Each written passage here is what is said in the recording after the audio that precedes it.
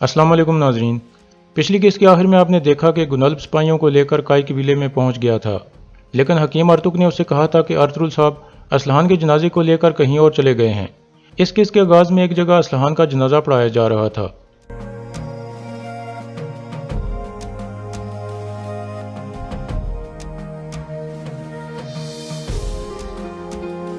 जनाजे के बाद इब्न रबी सामने खड़े होकर एक खिताब करते हैं। इसमें वो सबको सब्र करने की तलकीन करते हैं और हज़रत मोहम्मद सल्लल्लाहु अलैहि वसल्लम की बहुत सी मिसालें देकर कहते हैं कि उन्होंने हमेशा सब्र किया, अब आपको भी सब्र और हौसले से काम लेना चाहिए। इसी दौरान गुनल्ब काई कबीले में मौजूद था और पूछता है, वो जनाजे को कहाँ दफन करने गए हैं? अर्तुक कहता है, यह हमें नहीं पता। गुनल्ब कहता है, आप झूठ बोल रहे हो, अर्तुल यहीं है। आयमा खातून कहती हैं, इजाज़त के बगैर कबीले में दाखिल होने का हक तुम्हें किसने दिया? पहले मुझे यह बताओ। गुनल्ब कहता है, मैं अपनी जिम्मेदारी निभा रहा हूँ, मुझे किसी की इजाज़त की ज़रूरत नहीं है। अर्तुल के मिलने तक ऐसा जारी रहेगा। फिर गुनल्ब अपने सिपाहियों को कहता है, बड़े खेमे की तलाशी लो।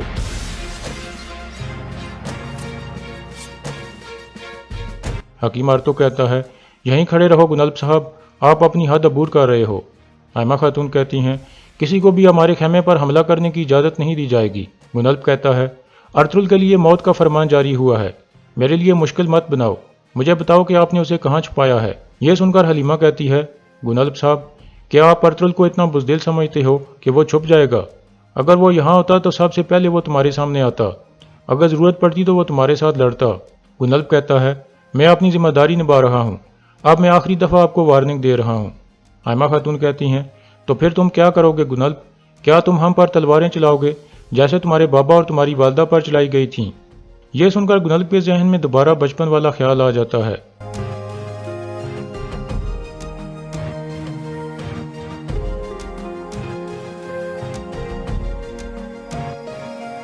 फिर आयमा खातून कहती हैं, देखो गुनल्ब साहब, अर्तुल गद्दारों को सजा देने गया है, कहीं तुम भी उन गद्दारों में शामिल मत हो जाना। अब अपने आदमियों को लेकर यहाँ से चले जाओ। थोड़ी देर सोचने के बाद गुनल्ब अपने आदमियों को कहता है, किले वापस चलो। फिर गुनल्ब हकीम अर्तुक को कहता है, अगर अर्तुल यहाँ आए तो उसे बता देना कि मैं तब तक नहीं रुकूंगा जब तक उसके किए की सजा उसे नहीं देता। ये कहकर गुनल्ब वापस मुड़ जाता है।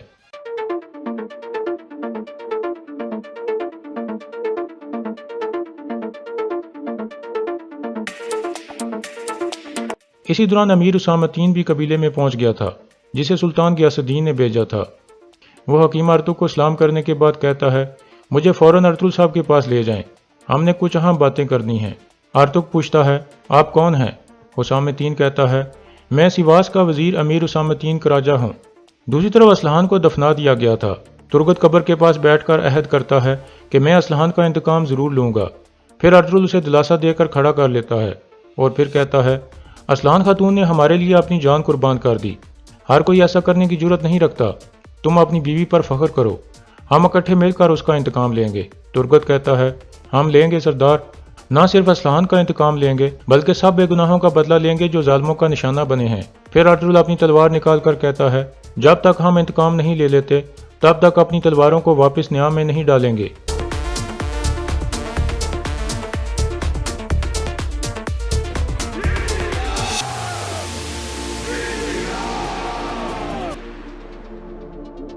दूसरी तरफ कोनिया में सुल्तान गियासुद्दीन अपनी मरकजी हाल में आता है और सुल्तान अलाउद्दीन के जंगी लिबास के सामने खड़ा होकर कहता है, मैं भी आपका बेटा था, मैं भी अपने भाई खलीज अरसलान की तरह रियासत के लिए अपनी जान फिदा करने के लिए तैयार था। आपने मुझे अपने तख्त के लायक नहीं समझा, लेकिन मैं साबित करूंगा कि मैं आपके लायक बेटा हूं बाबा। मैं आपकी और अपने भाई की मौत को रायगान नहीं जाने दूंगा, मैं रियासत को अंदर की बलाओं से निजात दिलाऊंगा। फिर गियासुद्दीन तख्त पर बैठ जाता है। इतने में उसकी वालदा महापरी भी वहां आ जाती है और कहती है, खुश आमदीद बेटा, मैं उम्मीद करती हूँ कि तुम्हारा शिकार अच्छा रहा होगा। गियासुद्दीन कहता है, मैं शिकार करने नहीं गया था वालदा, मैं वहाँ अमीर उसामतीन से मिलने गया था। अब वो अर्तुल साहब के पास पहुँच गया होगा, अब या तो सादतीन जिंदा रहेगा या मैं, या रियासत या फिर खून का दरिया, और कोई रास्ता नहीं है। दूसरी तरफ अर्तुल और उसके साथी ये गार में पहुँच गए थे।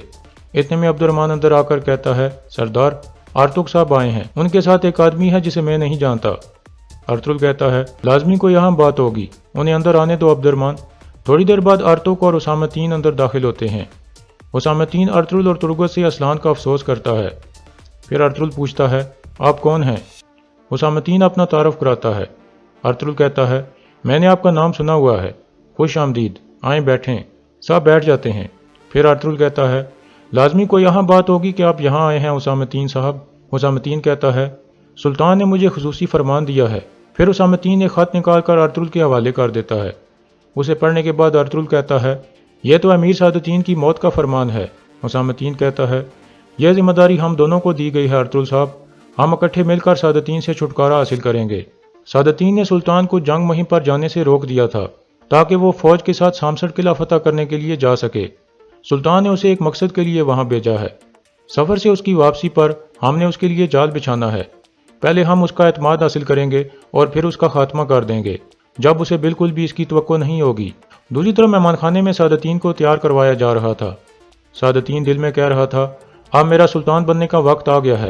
اتنے میں قائرالدہ اندر آ کر کہتا ہے ہم سامسٹ قلعے کی طرف روانہ ہونے کے لیے تیار ہیں امیری حضرت، فوج آپ کا انتظار کر رہی ہے۔ سعادتین کہتا ہے ہماری پاک جنگ مبارک ہو۔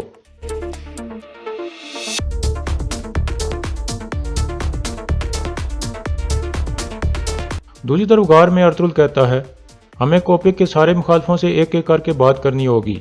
ہمیں کوپک کو مارنے اور اس کی موت کے بعد نظام کو ٹھیک رکھنے کے لیے ان کی ضرورت پڑے گی۔ حسامتین کہتا ہے ہمارے پاس صرف ایک امکان ہے ارطغرل صاحب، آخر میں یا تو کوپک کا خون بہے گا یا پھر کوپک بہت زیادہ لوگوں کا خون بہا دے گا۔ ارطغرل کہتا ہے چلیں پھر، ریاست کو ہماری مدد کی ضرورت ہے۔ حسامتین کہتا ہے میں سیواس کی طرف جاؤں گا، میرے سپاہی میرا انتظار کر رہے ہیں۔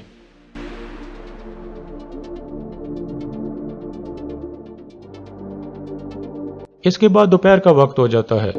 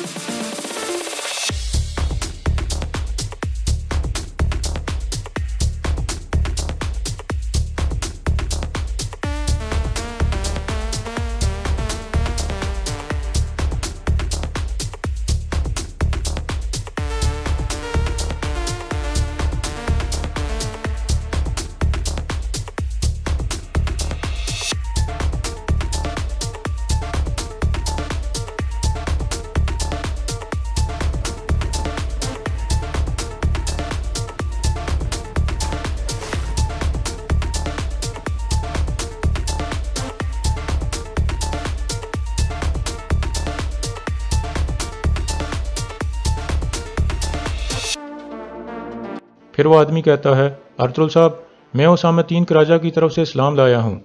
پھر وہ آدمی چل کر ان کے پاس آ جاتا ہے۔ ارطغرل پوچھتا ہے کس کا خون ہم پر حلال ہے؟ آدمی کہتا ہے سعادتین کوپک کا۔ یہ سن کر ارطغرل کو یقین ہو جاتا ہے کہ یہ حسامتین کا ہی آدمی ہے۔ پھر وہ آدمی کہتا ہے حسامتین صاحب ایک غار میں آپ کا انتظار کر رہے ہیں، بہت اہم معاملہ ہے۔ ارطغرل کہتا ہے ہمیں فوراً اس طرف روانہ ہو جانا چاہیے۔ اسی دوران سعادتین کا قافلہ ایک جگہ رکا ہوا تھا۔ سعادتین اپنے کمانڈروں کو سامسٹ قلعہ فتح کرنے کی منصوبہ بندی کے بارے میں بتا رہا تھا۔ پھر وہ کمانڈروں کو بھیج دیتا ہے۔ اتنے میں اس کا خاص آدمی قائرالدہ اندر آ کر کہتا ہے امیری حضرت کونیا سے ایک اہم خبر آئی ہے، سلطان غیاث الدین اور اس کی والدہ مہاپری خاتون محل سے چلے گئے ہیں۔ سعادتین حیران ہو کر پوچھتا ہے کہاں گئے ہیں وہ؟ قائرالدہ کہتا ہے اس بارے میں کوئی نہیں جانتا امیری حضرت۔ یہ سن کر سعادتین اسے ڈانٹنے لگتا ہے۔ کچھ دیر بعد سعادتین کہتا ہے یہ بالکل بھی اچھی علامت نہیں ہے۔ دوسری طرف امیر حسامتین کا آدمی ارطغرل کو لے کر ایک غار میں پہنچ گیا تھا۔ حسامتین ارطغرل کو خوش آمدید کہتا ہے۔ اتنے میں اندر سے سلطان غیاث الدین اور مہاپری آ جاتے ہیں۔ ارطغرل انہیں دیکھ کر حیران ہو جاتا ہے۔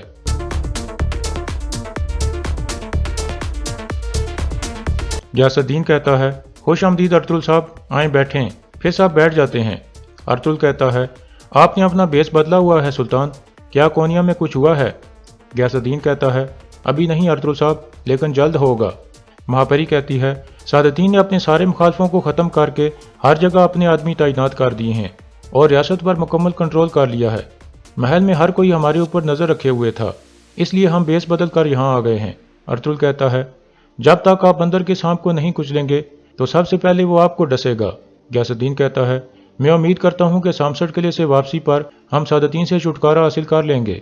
ارطغرل کہتا ہے ہم سادتین کی سامسٹ قلعے کی فتح کا انتظار نہیں کر سکتے، ہمیں اسے وہاں پہنچنے سے پہلے ہی ختم کرنا ہوگا، چاہے وہ سانپ کتنا بھی بڑا ہو گیا ہو۔ اللہ کے حکم سے ہماری تلواریں اس کا سر کاٹنے کے قابل ہو جائیں گی۔ غیاث الدین کہتا ہے، مجھے کوئی شک نہیں ہے ارطغرل صاحب، لیکن اس سے پہلے آپ کو ایک اہم معاملے کا خیال رکھنا ہوگا۔ سادتین نے امیر کامیری کو پکڑ لیا ہے۔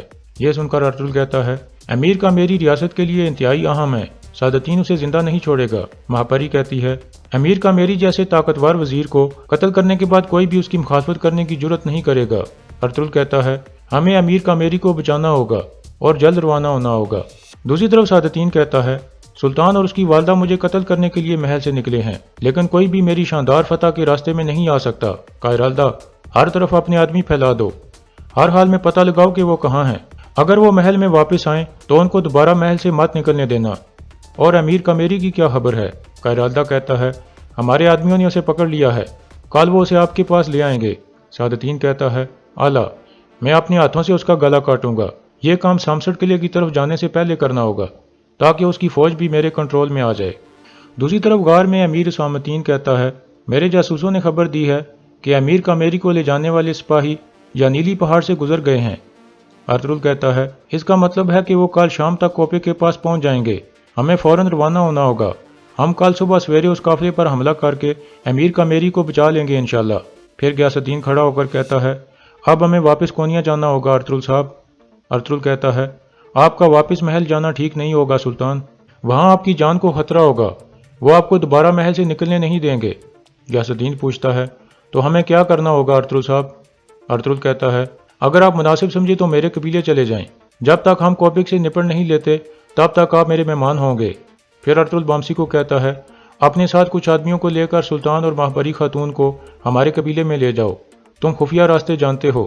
غیاث الدین کہتا ہے، آپ کا اچھا خیال ہے ارطغرل صاحب۔ ارطغرل کہتا ہے، جب ہم غداروں سے چھٹکارا حاصل کر لیں گے پھر آپ دوبارہ اپنے محل میں سورج کی طرح چمکیں گے۔ میں نے بھی اپنے قبیلے اور اپنے گھر والوں کو اس مشن کے لیے پیچھے چھوڑ دیا ہے، ہم سب کو ریاست کے لیے اپنی ذمہ داری نبھانی ہوگی۔ پھر غیاث الدین اور مہاپری ارطغرل کا شکریہ ادا کر کے وہاں سے روانہ ہو جاتے ہیں، اور یہاں اس قسط کا اختتام ہو جاتا ہے۔